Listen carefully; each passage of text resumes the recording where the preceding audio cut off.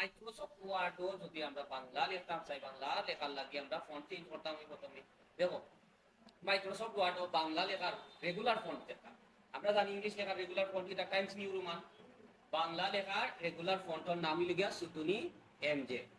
সুতু SUT SUT লিখতেই আমার সামনে কি দাইছে সুতুনি CMJ। সুতুনি CMJ তো আমার দরকার নাই, সুতুনি এমজে দরকার আমার।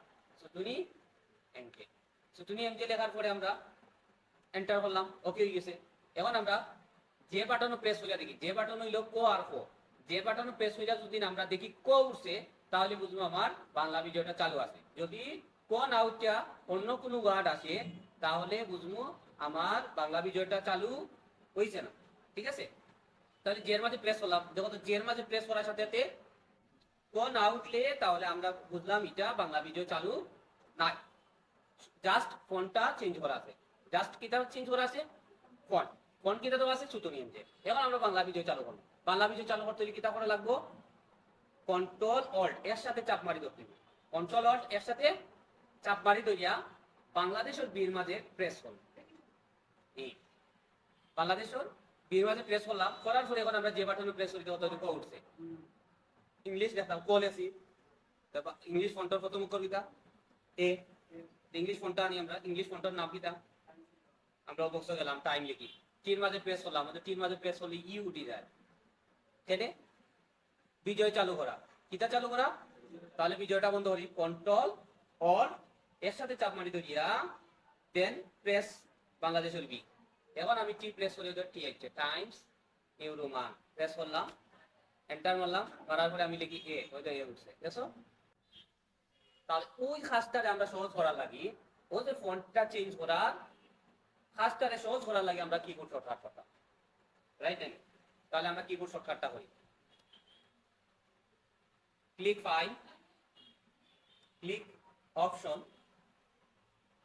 অপশনে ক্লিক করার পরে দেখো তো কাস্টমাইজ রিবন, কাস্টমাইজ রিবনও ক্লিক মারলাম, কোথায় মারলাম রিবনও ক্লিক করার পরে আমরা দেখো তো কিবোর্ড শর্টকাট লেখা আছে নি নিচের দিকে, আছে নি? তাহলে কিবোর্ড শর্টকাটও কাস্টমাইজও ক্লিক করি, করছো নি? করার পরে দেখো তো আমার এই কাস্টমাইজ কিবোর্ড নামে একটা উইন্ডো আইছে। উইন্ডোর দুই সাইডে দুইটা ক্যাটাগরি, প্রথমটা আছে ক্যাটাগরিজ, তারপরে একটা কমান্ড, দুইটা কলাম আছে।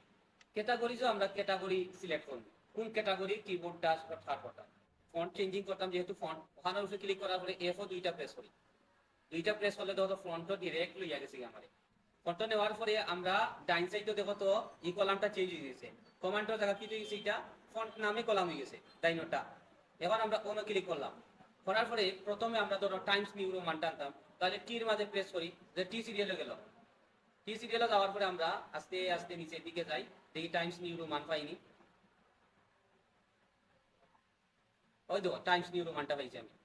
পাওয়ার পরে মাউস দিয়ে ক্লিক করলাম, সিলেক্ট করলাম, করার পরে দেখো তো ঠিক নিচে দেখো তো press new shortcut key, press shortcut key, দেখো তো এবার শর্টকাট কি সবগুলা দেওয়া যাইতো না, প্রযোজ্য না।